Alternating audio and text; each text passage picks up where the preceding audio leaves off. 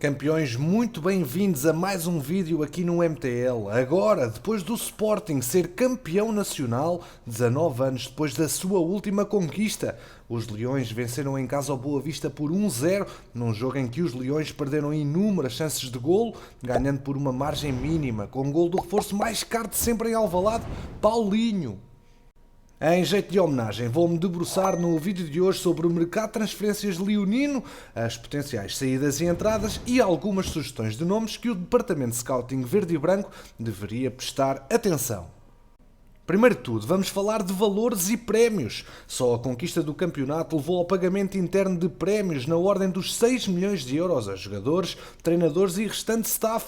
Mas a componente remuneratória divide-se de formas distintas, desde logo porque a maior fatia será para o treinador Ruben Amorim, que pelo título a conquistar terá direito a 2,3 milhões de euros, além de mais 1 milhão de euros pela qualificação direta para a fase de grupos da Champions da próxima temporada. Para os jogadores, treinadores e staffs restantes, ficam 2,5 milhões de euros. A entrada direta para a Champions vai facilitar a entrada de muitos euros, isto porque se for igual à temporada passada, a participação na fase de grupos vale 15 milhões de euros e 250 mil euros. Este dinheiro vai servir então para pagar a prémios, mas muitos destes jogadores têm contratos estipulados com diferenciais, onde têm que exercer uma das condições para receber estes prémios. Ora, faço-me entender, há jogadores cujo contrato estipula prémios por rendimento coletivo, como a conquista do campeonato ou outros troféus, como a Taça de Portugal ou a Taça da Liga, e estes jogadores têm de optar por qual dos prémios pretendem receber, se a parte do bolo global dos 2,5 milhões de euros ou o valor que consta no seu contrato individual de trabalho, que em alguns casos, sobretudo nos jogadores com maiores vencimentos, representam um investimento muito mais avultado por parte da SAD, que acaba por ter um montante de compensação superior.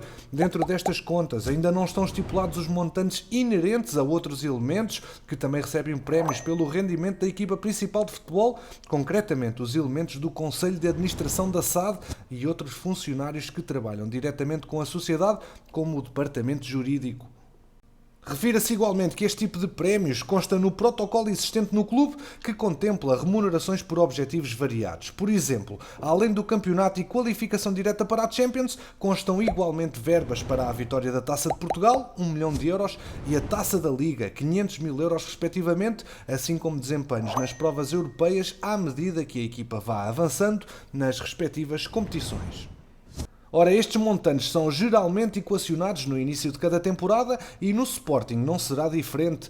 A época utópica que os Leões estão a fazer leva a que toda a Europa esteja em cima de Ruben Amorim. Por exemplo, Marius Nicolai, antigo internacional romeno, teceu rasgados elogios a Amorim, que diz ter realizado um excelente trabalho e atirou. Mostrou que é um treinador de grande qualidade e acho que o que fez com o Sporting vai ser muito importante para ele. Acrescenta ainda que esta equipa do Sporting vai ficar para a história como a melhor de sempre. Espero que não perca nenhum jogo até ao fim.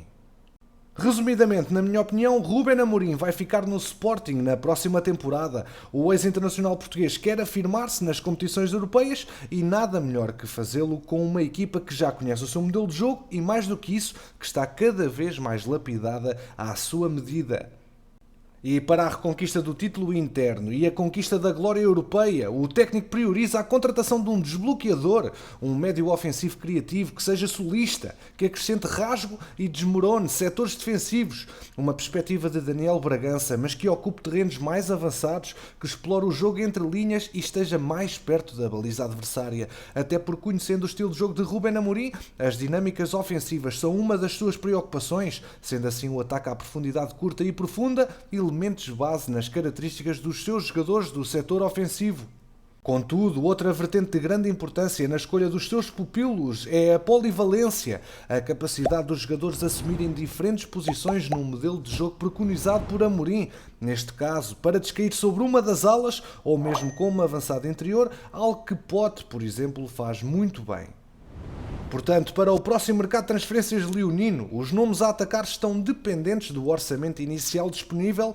Neste caso, é preciso perceber se alguém vai negociar em alta Nuno Mendes, o ala esquerdo com cláusula de 70 milhões de euros, ou em que ponto ficam as pastas como a do guarda-redes Max e até Sporar, este último por quem o Braga tem uma opção de 7 milhões e meio de euros e que não vai exercer. Há várias renovações e revisões para concretizar. Mas onde deve Ruben Amorim investir?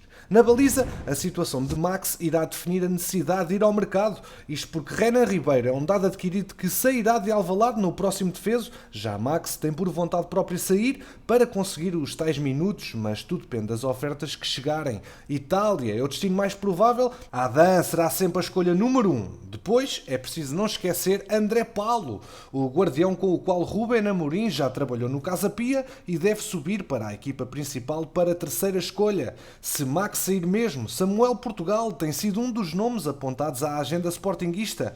O brasileiro, que já fez 29 jogos ao serviço dos Algarvios de Portimão, tem o seu passe avaliado em 600 mil euros.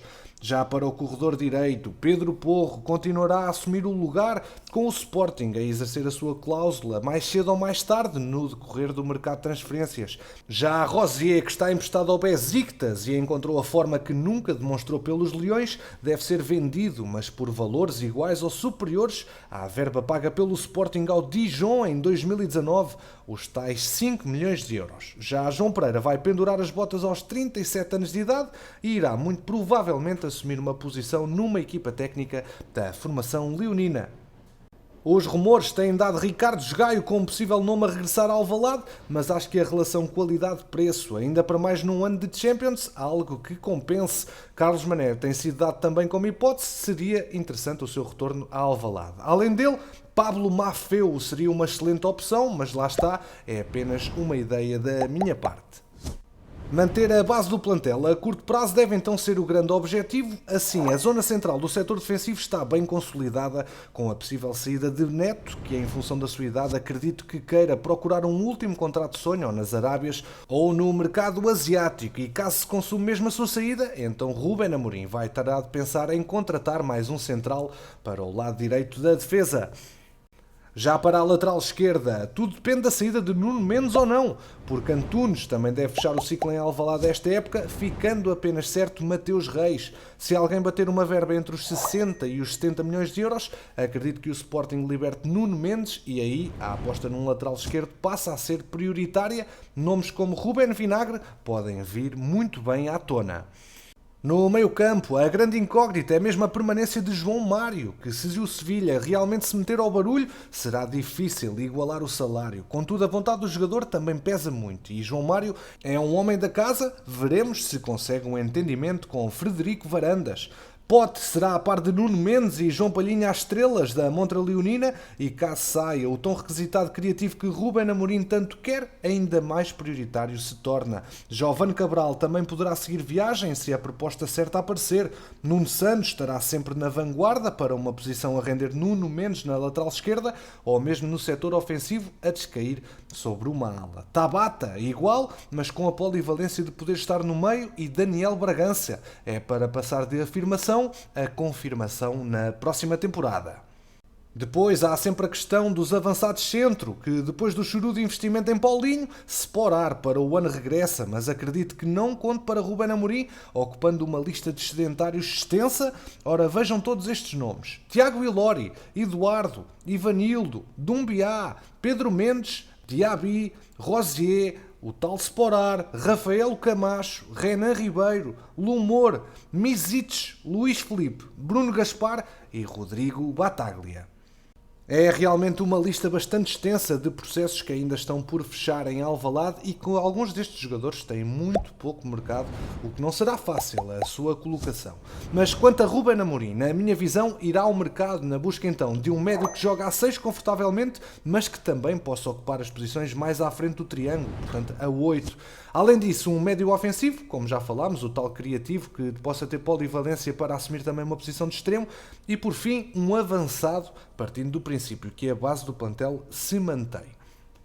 Ora, para médio defensivo, no mercado interno teremos sempre de olhar para Al-Musrati e Manuel Ugarte, o primeiro do Sporting Clube de Braga, seguido de muito perto pelos eternos rivais da Luz, é um alvo de Luís Filipe Vieira para 2022, mas a conquista do campeonato e os milhões da Champions podem alterar o destino do líbio. Manuel Ugarte, um jovem que é uma das maiores promessas uruguaias e que se estreou com 16 anos no Fénix, é um 6 super aguerrido que também pode jogar a 8 com grande capacidade física e tática. Cumpre com a bola nos pés e assume o jogo sem se esconder.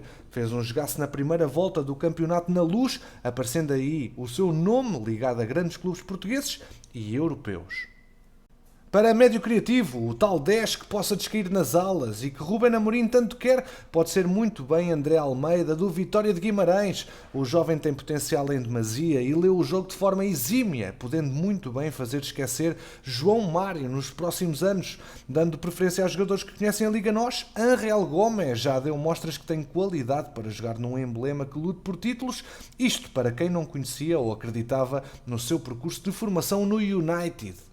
E para avançado, vários nomes têm sido apontados ao Sporting, de Douglas Tanque a Mário Gonzalez, passando por Beto a Emiliano Martínez. Muitos mesmo têm sido as cogitações no radar leonino para esta posição. Destes nomes, Mário Gonzalez é o que pensa se adaptar melhor ao modelo de jogo de Ruben Amorim, mas se Frederico Varandas conseguisse convencer Rafa Mir a vir para Alvalade, seria um passo ainda maior. Caso saia Nuno Mendes, um lateral esquerdo a considerar, na minha opinião, é Mensah, também do Vitória de Guimarães, um jovem com bastante potencial que rodou a época inteira e não desapontou como estreante, cavalgando o corredor durante 90 minutos e muito competente nas suas ações defensivas e ofensivas, estas últimas a sua zona de conforto. Envolve-se no ataque e cruza extraordinariamente bem. Campeão, e depois desta análise profunda ao clube de Alvalade, é agora a tua vez porque eu quero saber a tua opinião. Quem vão ser os jogadores a entrar e sair de Alvalade na próxima temporada? Segunda pergunta, quem é que compravas para reforçar as posições de trinco, médio ofensivo e ponta de lança para o Sporting da próxima época? Campeões, obrigado pela preferência aqui no MTL. Já sabes que aqui ficas sempre atualizado ao minuto sobre o mercado de transferências. Deixa o teu like, ajuda o projeto a crescer e quanto a nós, vemo-nos no próximo episódio.